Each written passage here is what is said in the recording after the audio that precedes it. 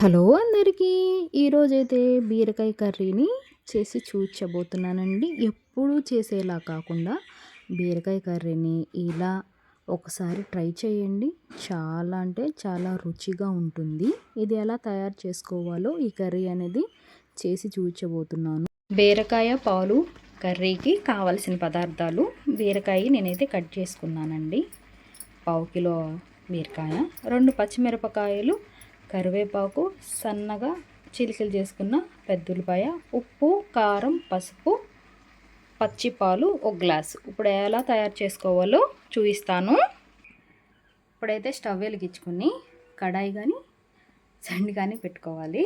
ఇందులోకి నేను నూనెకి బదులుగా నెయ్యి వేసి చేస్తున్నానండి. 1 టేబుల్ స్పూన్ నెయ్యి అయితే వేసుకున్నాను. ఇప్పుడు నెయ్యి అనేది కరిగిపోయిన తర్వాత సన్నగా కట్ చేసి కొట్టుకున్న ఉల్లిపాయలు అయితే వేసుకోవాలి. పచ్చిమిరపకాయలు, ఒక చిటికెడు పసుపు. ఇప్పుడు ఇదంతా ఒకసారి అయితే కలుపుకోవాలి. మీరు ఇక్కడ నెయ్యికి బదులు నూనెైనా వేసుకోవచ్చు. నేనైతే నెయ్యితో చేస్తున్నాను. చాలా బాగుంటుందండి. ఎప్పుడు మనం నూనెతోనే కదా ట్రై చేస్తాము, అందుకని నెయ్యితో అయితే నేను ఈ కూర అనేది చేస్తున్నాను. ఇప్పుడు ఇందులోకి 2 రెబ్బల కరివేపాకు అయితే వేసుకోవాలి. వేసుకుని ఒకసారి అయితే కలుపుకోవాలి. ఉల్లిపాయ, పచ్చిమిరపకాయ, కరివేపాకు వేగిపోయిన తర్వాత బీరకాయ ముక్కలు అయితే ఇందులో వేసేసుకోవాలి. బీరకాయ ముక్కలు అనేది నీళ్ళల్లో కడిగి వేసుకోండి.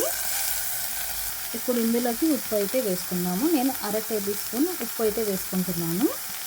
ఎందుకంటే పాలు పోస్తాం కాబట్టి ఉప్పు అనేది కాస్త ఎక్కువైనా కూర టేస్ట్ అనేది మారిపోతుందండి. అందుకని కొంచెమే వేసుకొని ఒకసారి అయితే ఇలా కలుపుకోవాలి.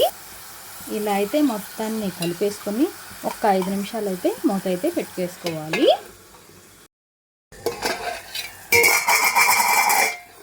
ఒకసారి అయితే ఇలా కలుపుకోవాలి.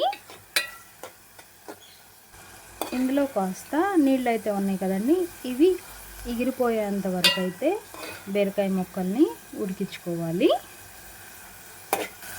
ఇందులోకి ఇప్పుడు 1/2 టేబుల్ స్పూన్ అయితే కారం అయితే వేసుకుంటున్నాను. ఎందుకంటే పచ్చిమిరపకాయలు 2 వేసాం కాబట్టి కారం అయితే అంతే వేసుకుంటున్నాను. మీ టేస్ట్కి తగ్గట్టుగా వేసుకోండి. వేసుకొని ఒకసారి అయితే కలుపుకోవాలి. ఇప్పుడు ఇందులోకి టీ గ్లాస్ పాలు అయితే పోసుకుంటున్నాను. ఇవి పచ్చి పాలేనండి. పాలు పోసుకుని ఒకసారి అయితే ఇలా కలుపుకోవాలి. 2 నిమిషాల తర్వాత ఇలా అయితే కలుపుకోవాలి. చూడండి, ఇలా అయితే వచ్చింది కదా. ఇంకొక 2 నిమిషాలు అయితే అటు పెట్టేసుకొని స్టవ్ అయితే ఆఫ్ చేసుకోవాలి.